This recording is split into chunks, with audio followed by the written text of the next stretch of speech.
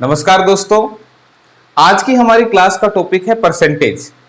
इससे पहले हमने जो टॉपिक किए हैं वो एडवांस मैथ के टॉपिक्स थे। अगर आपने वो नहीं देखे हैं तो इस वीडियो के डिस्क्रिप्शन में आपको उनका लिंक मिल जाएगा, आप उन्हें देख लीजिएगा। तो आज से हम परसेंटेज स्टार्ट कर रहे हैं।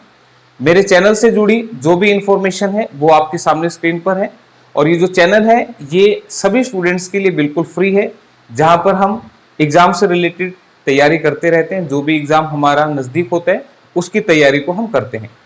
तो इसी के साथ आज हम परसेंटेज स्टार्ट कर रहे हैं। अगर आपको लगता है कि हमें कोई और चैप्टर करना चाहिए तो उसके लिए आप मुझे कमेंट करके बताया करो कि नेक्स्ट चैप्टर हमें कौन सा करना है। ठीक है, तो शुरुआत करते हैं परसेंटेज से।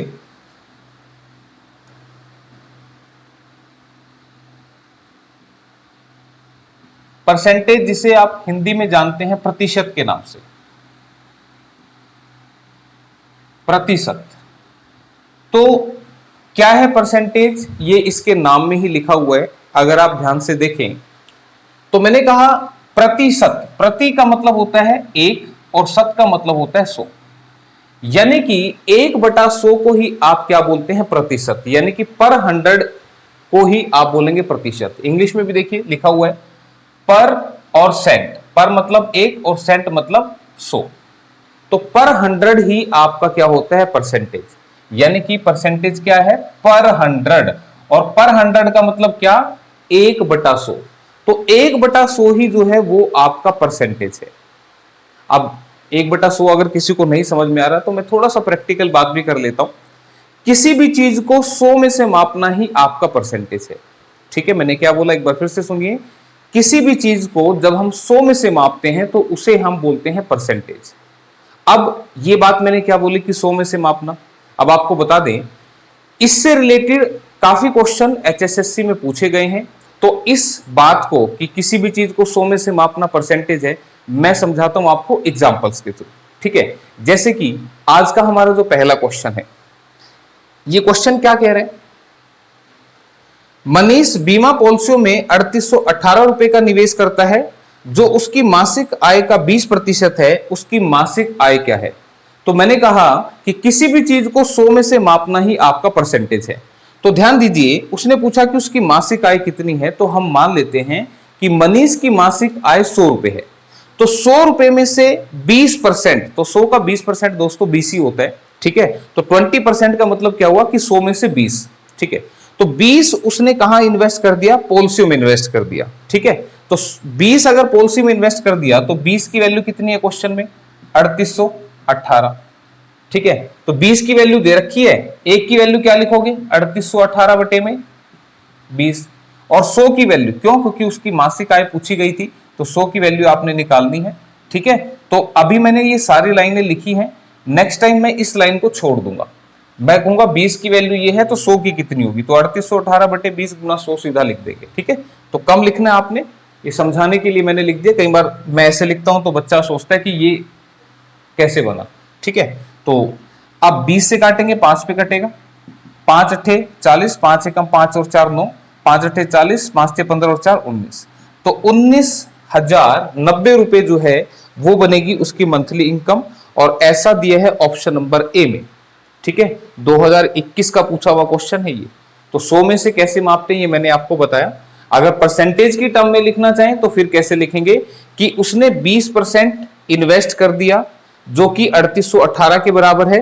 तो परसेंटेज में लिखेंगे 20% की वैल्यू है 3818, और 100%, ध्यान रखना 100% को ही आप टोटल वैल्यू यहां पर अज्यूम करेंगे। तो 100% कितना होगा उसका टोटल इनकम, तो 3818 बटे में 20 और गुणा में 100।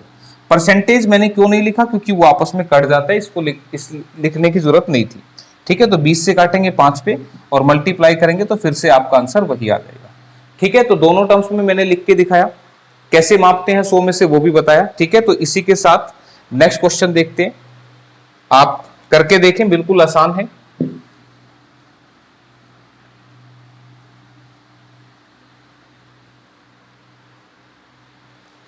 एक फल विक्रेता के पास कुछ सेब हैं, 40% सेब बेचने के बाद उसके पास 420 सेब बच जाते हैं, तो मूल रूप से उसके पास कितने सेब थे।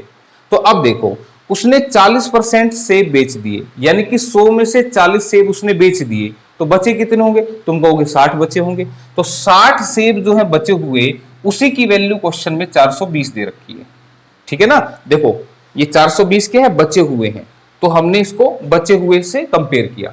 तो 100 में से 40 बेचने के बाद बचे 60, 60 की वैल्यू दे रखी है, 100 की वैल्यू पूछना चाह रहा है, तो 420 बटे में 60 गुणा में 100। ठीक है, आप डायरेक्टली भी काट सकते थे, बताऊंगा कैसे। 60 से काटेंगे तो 7 पे कटेगा और आंसर बनेगा 700। आप यहां से सीधा भी काट सकते थे भाई, 0 से 0 कटी, 6 से ये 7 पे कटा, तो 1 की वैल्यू 7 आ गई, 100 की वैल्यू 700 बनेगी। अगर 1 7 बनाएगा तो 100 700 बनाएगा ना। ठीक है, तो आंसर कौन सा दिख रहा है तुम्हें? Option number A. क्लियर है यहां तक भी बात? ठीक है, तो इसी के साथ अगले क्वेश्चन की तरफ बढ़ते हैं। नेक्स्ट क्वेश्चन,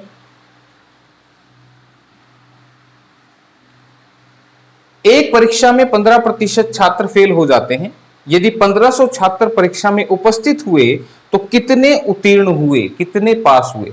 तो अब देखो, पहले 100 में से समझाता हूं।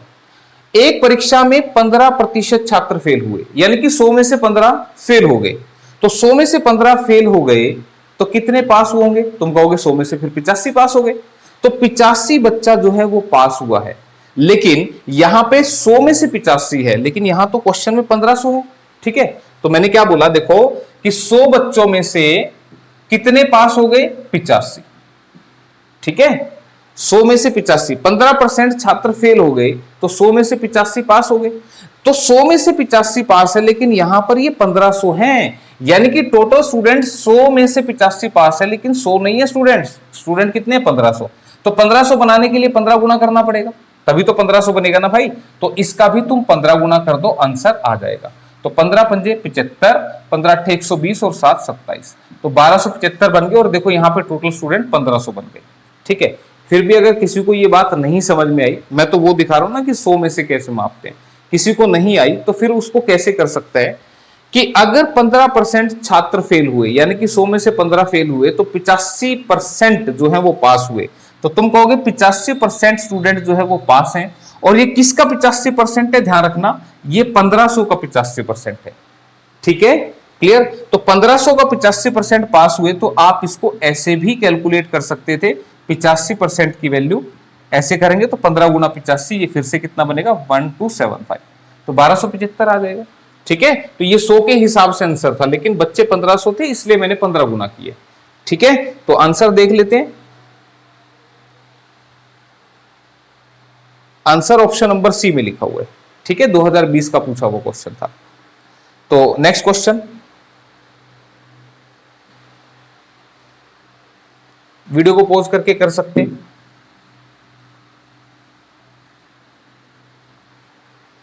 फलों की एक टोकरी में 62% संतरे हैं और शेष सेब हैं। अगर संतरों की संख्या 186 है तो टोकरी में कितने सेब? अब देखो टोटल पूछा जा रहा है, तो तुम मुझे बताओ, अगर 62% संतरे हैं तो मैं क्या कहूंगा कि 100 में से 62 संतरे हैं। 62% होने का मतलब 100 में से 62 संतरे हैं। तो 62 संतरे हैं, लेकिन वो तो कह रहा है संतरे तो 186 है, तो मैं क्या कहूंगा 62 की वैल्यू कितनी है? 186। और पूछा टोकरी में कुल कितने सेब हैं, तो अब देखो और शेष सेब है, तो मुझे बताओ अगर 100 में से 62 संतरे निकल आए, मैंने टोटल फल 100 मान रखे हैं, तो 100 में से 62 संतरे निकल आए तो फिर सेब कितने बचे? तुमने कहा 62 अगर संतरे हैं, ऑरेंज हैं, तो 100 में से 62 माइनस करूंगा तो 38 क्या बनेंगे? ये एप्पल बन जाएंगे। क्या बात समझ में आ रही है भाई? ठीक है, तो यहां पे अगर 62 की वैल्यू 186 है तो पूछा कि कितने सेब हैं, तो सेब तो 38 है ना, तो 38 की वैल्यू निकालनी है। तो 186 बटे में 62 गुना में 38। ठीक है, ये बात ध्यान रखना, मैंने बताया था कि मैं बार बार नहीं लिखूंगा उस लाइन को। तो एक की वैल्यू 186 बटे 62 होती है, तो फिर 38 की हमने यहां पे निकाल दी। ठीक है, तो अब इसको काट के देख लो। 3 पे कट रहा है, 3 पे, 3 दूनी 6, 3 6 18 पूरा कट रहा है, तो 3 अट्ठे 24, 3 3 9 और 2 11, तो 114 जो बनेगा यहां पे आंसर बनेगा। तो देख लेते हैं ऑप्शन में 114, ऑप्शन नंबर सी में लिखा हुआ है। ठीक है भाई, क्लियर? अगर वो पूछता कुल फल कितने हैं, तो टोटल फल हमने 100 मान रखे, तो फिर 100 की वैल्यू निकालनी थी। तो ये चीजें ना थोड़ा साथ के साथ समझते जाना कि कब मैं 100 की वैल्यू निकालता हूं, ठीक है। कब मैं इसकी वैल्यू, तो वो क्वेश्चन के हिसाब से चलेगा, मैं अपने पास से कुछ नहीं कर रहा हूं। ठीक है भाई, तो इसी के साथ नेक्स्ट क्वेश्चन,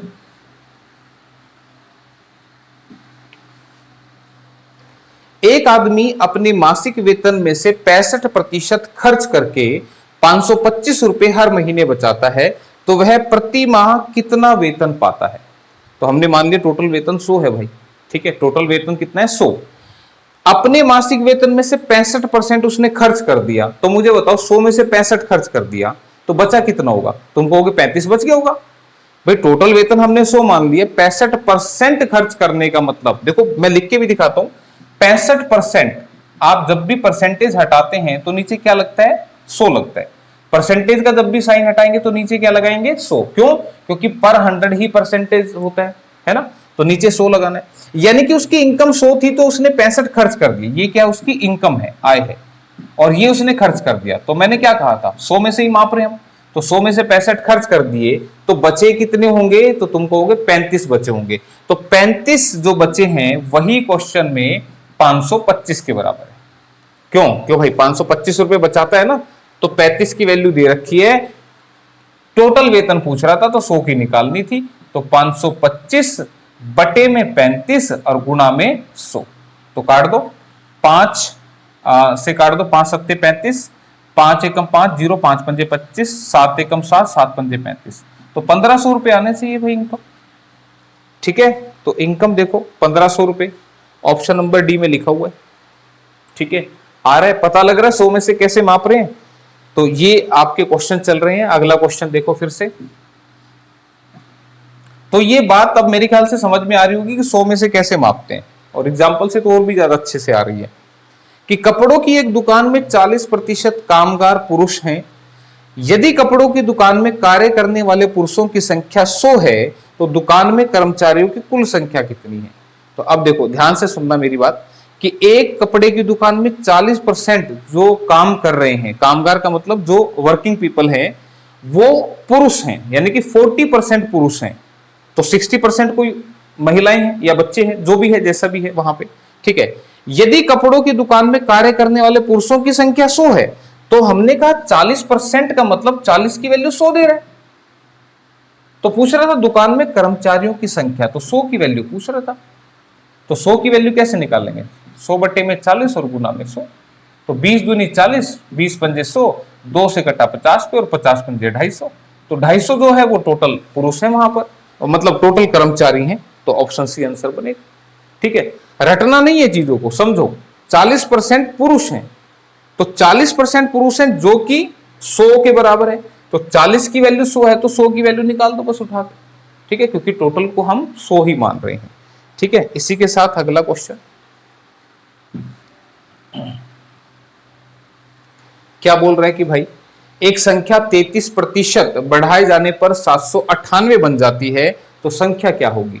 तुम मुझे बताओ 33% कितना होता है? 33 बटे 100 होता है, मैंने बताया अभी तुम्हें, परसेंटेज जब भी हटेगा नीचे 100 लगेगा। ठीक है, तो 33% हो गया 33 बटे 100। तो अगर कोई संख्या 33% बढ़ा देंगे, तो मुझे बताओ अगर संख्या 100 थी तो 33% बढ़ने पे कितनी बनेगी? 133। भाई 100 का 33% 33 ही होता है। ठीक है, तो अगर मैंने संख्या 100 मान ली, तो अगर संख्या 33% बढ़ जाएगी तो कितनी बनेगी? 133। तो 133 की वैल्यू तुम्हें 798 दे रखी है, संख्या पूछ रहा था, तो 798 बटे 133 और गुणा में 100 कर देना। ठीक है, तो 133 से जब काटेंगे तो 6 पे कट रहा है, देखो 6 × 18, 6 × 18 19, 6 × 6 और 1 7। ठीक है, तो 600 बन गया आपका आंसर। तो क्या पूछ रहा था? नंबर पूछ रहा था, तो 600 ऑप्शन नंबर सी में रखा हुआ है। ठीक है, तो इस तरह से आप चीजों को समझें। क्लियर? इसी के बाद अगला क्वेश्चन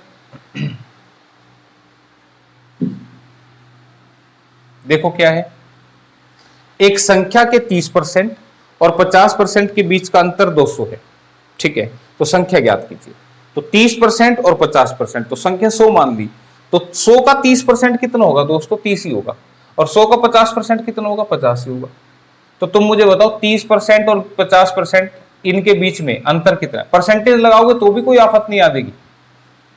अगर संख्या 100 है तो 100 का 30% 30 ही होगा, 50% 50 ही होगा। इनके बीच में कितना अंतर है? तुम कहोगे 20% का। 20% कह लो चाहे 20 कह लो, कोई फर्क नहीं पड़ेगा। तो इसकी वैल्यू 200 दे रखी है, कह रहा है अंतर 200 है, तो 20 की वैल्यू 200 है, 100% की वैल्यू निकाल दो। तो परसेंटेज के साथ ऐसे लिखा जाएगा।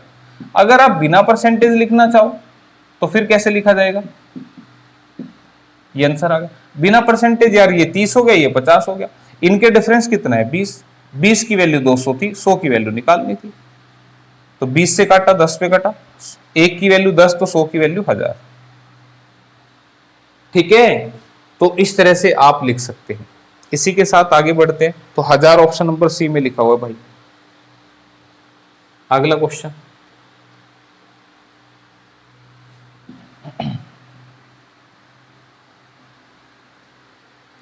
एक संख्या के 89% और उसी संख्या के 73% के बीच का अंतर 448 है, तो तुम क्या कहोगे? 89% 89 होगा और 73% 73 होगा। इनके जो बीच का डिफरेंस है वो कितना है? 448 है। इनका डिफरेंस वैसे है कितना? तो तुम कहोगे ये बनेगा 16%। ठीक है भाई, 16% की वैल्यू, यानी कि 16 की वैल्यू आपको 448 दे रहा है। तो उसने पूछा कि संख्या का 49% क्या होगा। तो अगर संख्या पूछता तो 100 की वैल्यू निकालनी थी, लेकिन संख्या का 49% पूछ रहा है, तो तुम सीधा 49 की वैल्यू निकाल दो। ठीक है, अब 100 की क्यों नहीं निकाली? अरे भाई संख्या पूछता तो 100 की निकालते ना, तो हमने संख्या 100 मानी हुई है। लेट संख्या इक्वल्स टू 100। तो 100 का 89% 89 होगा, 100 का 73% 73 होगा। तो 89 और 73 का डिफरेंस 16 होगा। 16 की वैल्यू दे रखी थी, 49 की पूछ रहा था, तो काट दो, 16 से काट दो, 16 दूनी 32, 16 अट्ठे 128। ठीक है भाई, तो मल्टीप्लाई करेंगे 9 अट्ठे 72, लास्ट में 2 आएगा, देखते हैं कहीं लिखा हुआ है? लास्ट में 2 इसी ऑप्शन में लिखा हुआ है, 1372 आएगा।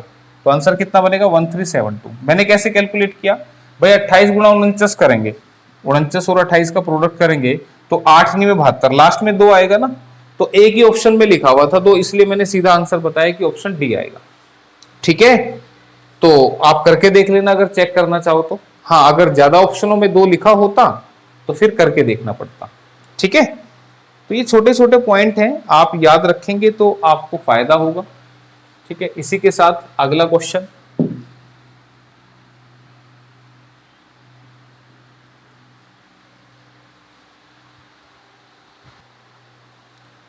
कृषि उत्पादन 80 टन से बढ़कर 90 टन हो जाता है, तो कृषि उत्पादन में हुई वृद्धि का प्रतिशत। अब देखो चीजें थोड़ी सी अब अलग से लगी, कितना परसेंट है कोई चीज ये चेक करना है, तो कैसे क्वेश्चंस को करना है। ठीक है, वो 100 वाली बात तो तुम समझ गए होगे कि 100 में से मापना क्या होता है।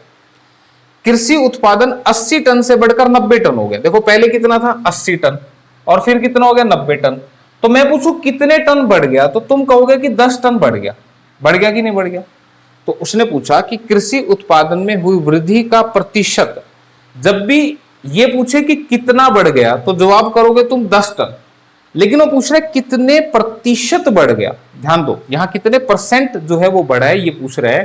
तो आप देखो ये जो 10 की बढ़ोतरी हुई है ये किस पर हुई है? 80 पर हुई है। ठीक है, तो ध्यान रखना जब भी परसेंटेज बनाना होता है तो जो कंपेयरिंग वैल्यू होती है उसको हमेशा नीचे रखते हैं, या तो ऐसे याद रख लेना। ठीक है, या एक तरीका और होता है वो मैं बाद में बताऊंगा, फिलहाल इसको ऐसे याद रखें कि 80 से कोई चीज 90 तो कितनी बढ़ी? 10। किससे पता लगा? इस 80 से पता लगा। तो 10 बटे में 80, तो 80 से कंपेयर कर रहा था, और कितने परसेंट बढ़ा तो मल्टीप्लाई करते हैं उसके लिए 100% से। ठीक है, तो ये परसेंटेज अच्छा नहीं लग रहा तो आप इसको हटा सकते हैं, आप ऐसे भी लिख सकते हैं, लेकिन मैथमेटिकली ये 100% से मल्टीप्लाई होता है। तो 10 से काटा, 8 पे कटा, और 8 से काटूंगा तो 8 एकम 8 बचेगा 2, 8 दूनी 16, 8 पंजे 40, तो 12.5%। तो ये परसेंटेज वाला सिंबल लगता है यहाँ पे। ठीक है, तो ऑप्शन नंबर बी में लिखा हुआ है। ठीक है, तो कितने परसेंटेज इंक्रीज हुआ ऐसे आपने करना है। इसी के साथ अगला क्वेश्चन देख लेते हैं। अब ये तो यार सबको आता होगा, इसको तो सिखाने की जरूरत ही नहीं है। कह रहे परेश ने अपनी बोर्ड परीक्षा में कुल 800 में से 780 अंक हासिल किए हैं, तो तो उसके अंकों का प्रतिशत कितना है। तो तुम सब अपनी परसेंटेज निकालते हो, कैसे निकालते हो कि 800 में से 780 ले लिए तो कितने परसेंट हुए, तो 780 जो है वो 800 में से आए हैं, तो कंपेयर किससे हुआ 800 से, तो इसको नीचे रखना है इनटू में 100%, बस ये करना था। 2 जीरो से ये कट गई, 8 से इसको काटेंगे तो पॉइंट में आएगा ना, देखो 8 में 72, बचा कितना 60, 8 सत्ते 56, 97 पॉइंट कुछ आएगा भाई, दिख रहा ऑप्शन में 97.5, ऑप्शन सी आंसर बन गया। 8 पंजे 40, 8 सत्ते 56, बचेगा 4, 8 पंजे 40, तो कितना है 97.5। तो ये परसेंटेज सबको आती है भाई निकालने, ठीक है, तो इसमें कुछ खास नहीं था सिखाने का। फिलहाल फिर से वैसे ये क्वेश्चन कर चुके हैं हालांकि, लेकिन क्या कह रहा है क्वेश्चन कि चावल का मूल्य 10 रुपए से बढ़ाकर 12.5 रुपए प्रति किलोग्राम कर दिया तो मूल्य में कितने परसेंट वृद्धि हुई। ठीक है, पहले कितना था 10 रुपए, अब कितना हो गया 12.5। मैं पूछूं कितने रुपए बढ़ गया तो तुम कहोगे 2.5 रुपए बढ़ गया, 2.5 रुपए बढ़ गया ना। लेकिन मैं पूछूं कितने परसेंट बढ़ गया तो तुम कहोगे 2.5 बढ़ गया, किस पे 10 पे इंटू में 100%। तो इससे कंपेयर हुआ ना कि 10 से कितना बढ़ गया, तो बटे में 10 लिखना है, तो इसका पॉइंट हटाओगे नीचे 10 लग जाएगा, ये 2 कट गया तो कितना बन गया 25%। तो 25% जो है बढ़ोतरी हो गई, ऑप्शन नंबर बी में साफ साफ यहां पे दिखाई दे रहा है। ठीक है भाई, क्लियर। तो इसी के साथ अगला क्वेश्चन,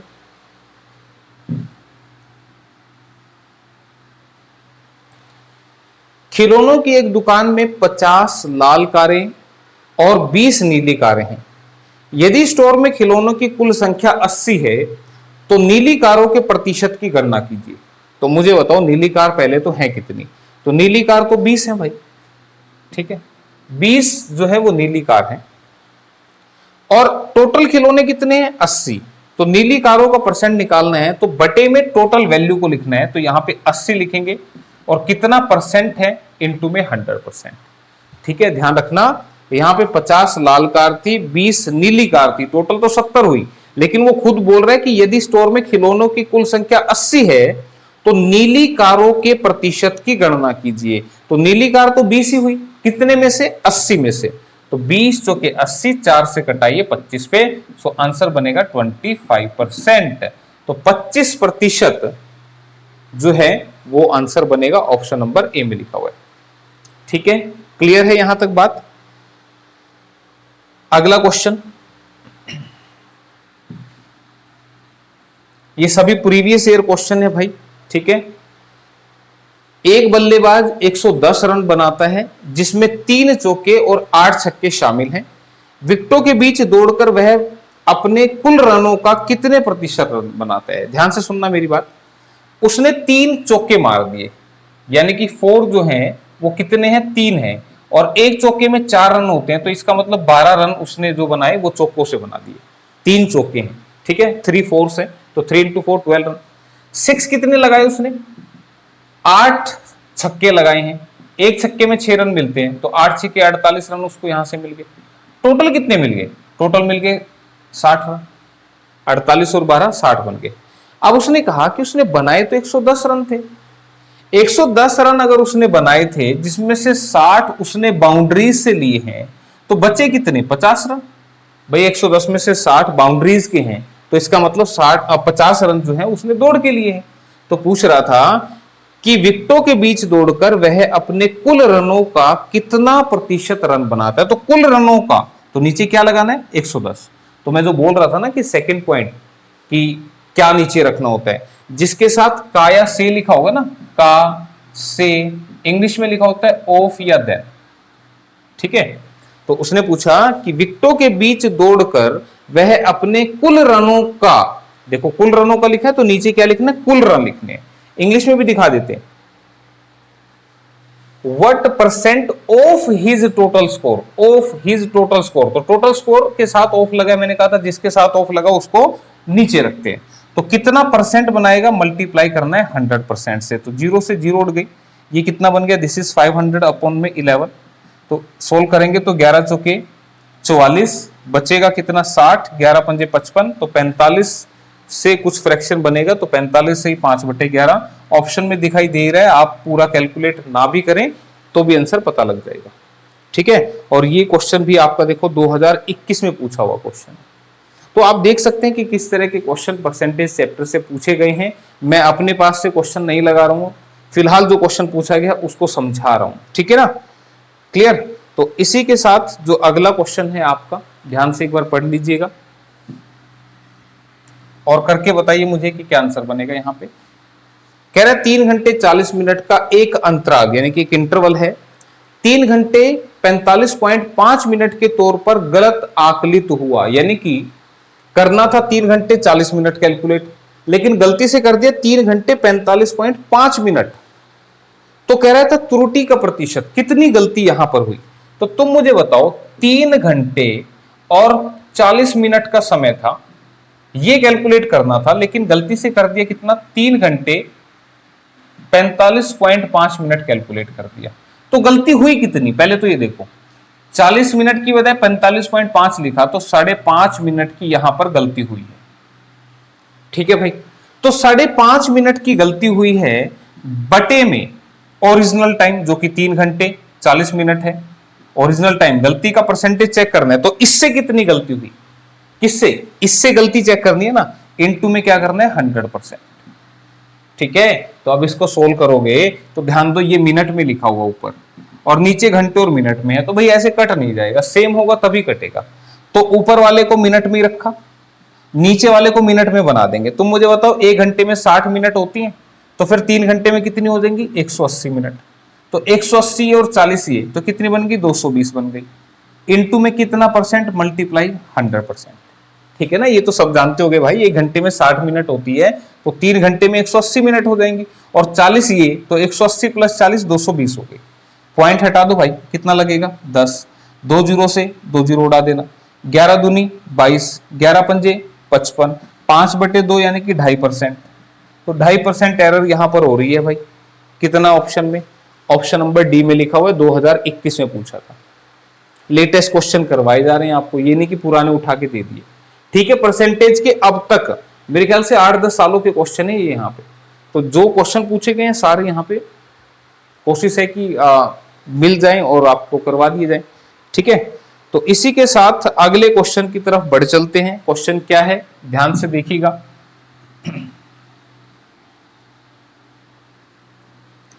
कह रहे किसी संख्या का 1/6 उसी संख्या के 2 गुने से 44 कम है, तो उस संख्या का 70% क्या होगा।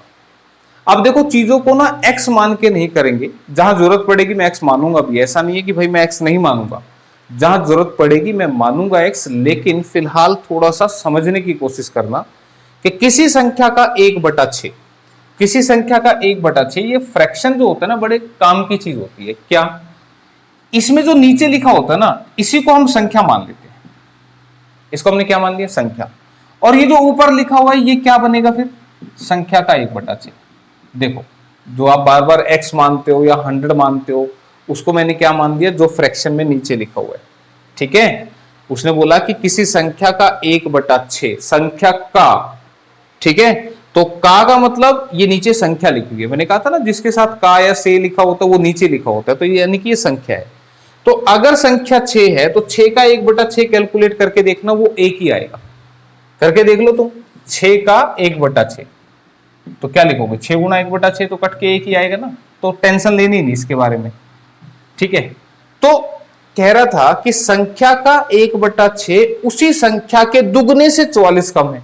तो मुझे बताओ, संख्या तो मैंने 6 मान रखी है, तो संख्या का दुगना क्या बनेगा 12, संख्या का दुगना क्या है 12, और 1/6 कितना बन रहा है 1। ध्यान से सुनो, यहां पे जो लिख रहे हैं, कह रहा है कि किसी संख्या का 1/6, 1/6 का मतलब बात वो एक की कर रहा है। ये क्या है, संख्या का 1/6 है कि नहीं, ये मैंने संख्या मान रखी है, तो ये इसकी बात कर रहा है। कह रहा है ये वाला जो पोर्शन है ना, ये उस संख्या के दुगने से, अब संख्या थी 6 के दुगने से, तो मुझे बताओ 1 इस 12 से क्या है, कम है कि ज्यादा है। मैंने क्या पूछा कि 1 12 से कम है कि ज्यादा है, तो तुम कहोगे 1 तो 12 से 11 कम है, ठीक है ना। 1 जो है वो 12 से 11 कम है, लेकिन वो कह रहे 44 कम है, तो 11 की वैल्यू 44 दे रहा है। तो संख्या का 70% पूछना चाह रहा, तो पहले संख्या निकालेंगे। तो 11 की वैल्यू 44 है, तो 6 की वैल्यू क्या होगी, अब कोई बच्चा बोले कि 6 की काय के लिए निकाल रहे, अरे भाई संख्या तो तुमने 6 ही मान रखी है ना, तो इसलिए 11 चौके 44, 6 चौके 24। तो 24 मेरी जो है वो संख्या है, जिसे मैं 6 बोल रहा था वो 6 नहीं थी, वो एक्चुअल में थी 24। लेकिन डील कहां से किया मैंने, यहां से डील किया कि किसी संख्या का 1/6 यानी कि 1 की बात कर रहे हैं, संख्या के डबल से यानी कि संख्या का डबल यानी कि 12 बनेगा, इससे जो है वो 44 कम है, तो 12 से 1 11 कम है जो कि 44 के बराबर है, 6 की वैल्यू निकाल दी। तो संख्या का 70% पूछ रहा था, तो तुम मुझे बताओ 24 का 70% कैसे निकालोगे, 24 का 70%। तो 70% निकालने के लिए ध्यान रखना, जब भी परसेंटेज हटता है तो नीचे 100 लगता है, ये बात मैंने आपको बताई थी, ठीक है। तो बस इसको सोल्व करेंगे, तो अब 7 चौके 28, 7 दूनी 14 और 2 16 और 10 के हिसाब से 16.8%, ठीक है। तो देख लेते हैं ऑप्शन में लिखा कहीं, ऑप्शन नंबर ए में लिखा हुआ है, 2021 का क्वेश्चन है, फिर से 16.8%, ठीक है। बात भेजे में आ रही है तुम्हारे कि कितना परसेंट बनेगा, ठीक है। तो इस तरीके से आप क्वेश्चन को करते चलें। अभी अगला क्वेश्चन एक फिर देख लेते हैं, क्या कह रहा है वो।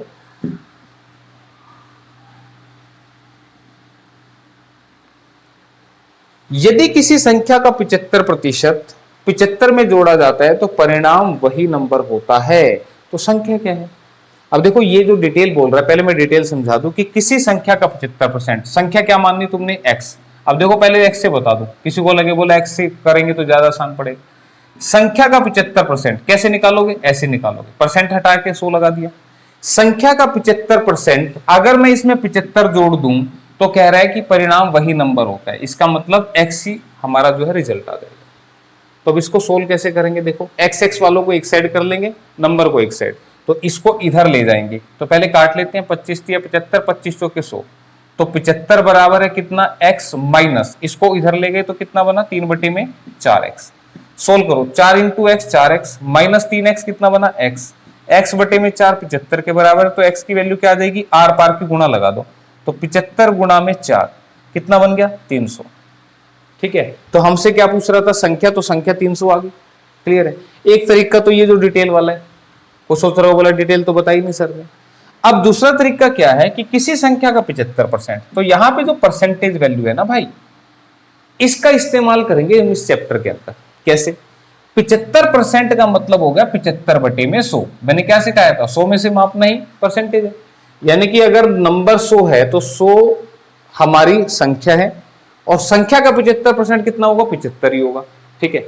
इसको काट के छोटा भी बना सकते हैं, क्या, 25 दिया 75, 25 चौके 100। तो अब मैं इसको संख्या बोल रहा हूं और इसको बोलूंगा क्या, संख्या का 75%, ठीक है, समझ में आई बात। तो अब पढ़ते हैं क्या, यदि किसी संख्या का 75%, तो संख्या क्या है आपकी बार 4 है, x नहीं है आपकी बार 4 है, तो 4 का 75% कितना होगा, तुम कहोगे सर जी 3 होगा, तो लिख दो भाई।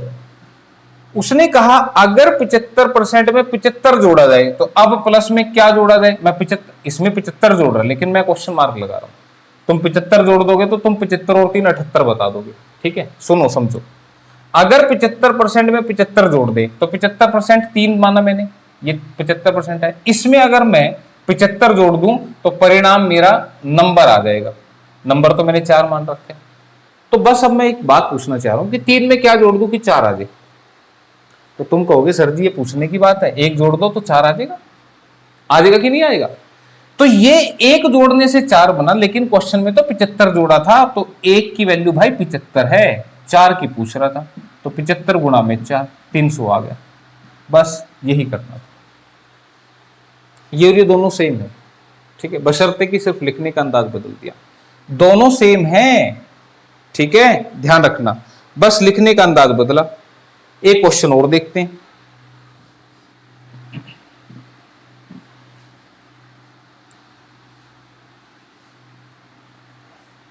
हाँ जी, क्या है क्वेश्चन, यदि एक कर्मचारी के मासिक वेतन में 8/3% की बढ़ोतरी होती है तो वह 72 रुपए ज्यादा प्राप्त करता है, तो उसकी मासिक तनख्वाह कितनी है, ये पूछना चाह रहा है। अब देखो भाई, सबसे पहले 8/3%, इसको सोल्व करो।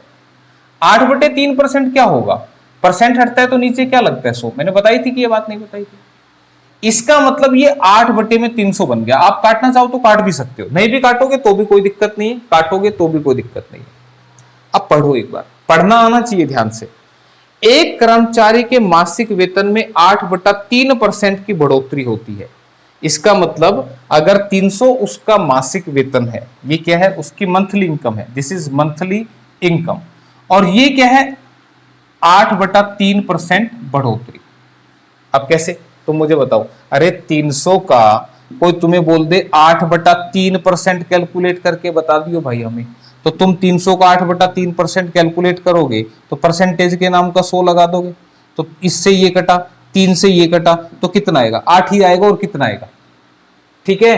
तो इसका मतलब अगर उसकी मंथली इनकम 300 थी, तो 8/3% बढ़ोतरी के बाद यानी कि 300 पे 8 रुपए उसके बढ़ जाएंगे कि नहीं बढ़ेंगे।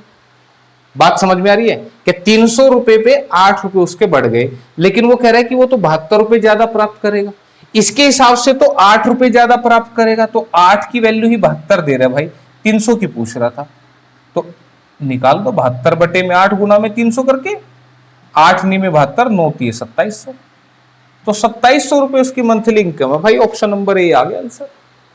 बात क्लियर हुई, ठीक है। समझो चीजों को, रटना नहीं है कि 8/3% को ऐसे फ्रैक्शन में ले आओ, फ्रैक्शन बना लोगे तो थोड़ा चीजें आसान हो जाएंगी।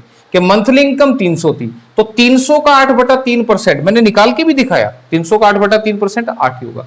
यानी कि अगर वो पहले 300 रुपए कमा रहा था, तो बढ़ोतरी होने के बाद अब वो 8 रुपए ज्यादा कमा रहा है, लेकिन क्वेश्चन में तो 72 रुपए ज्यादा कमा रहा था, तो 8 की वैल्यू 72 थी, 300 की वैल्यू पूछ रहा था, मासिक तनख्वाह पूछ रहा था ना कितनी थी, तो 2700 रुपए जो है वो यहां पे आंसर बनेगा। क्लियर है। तो मेरे ख्याल से बातें जो मैंने आज करी वो समझ में आई होंगी, फिर भी दिक्कत है तो कमेंट करके बताना मुझे, ठीक है। देखते हैं कि क्या रहा। तो आज इतना ही पढ़ते हैं, आगे फिर इसकी कुछ टाइप्स को और डिस्कस करेंगे, ठीक है। तो थैंक यू, धन्यवाद।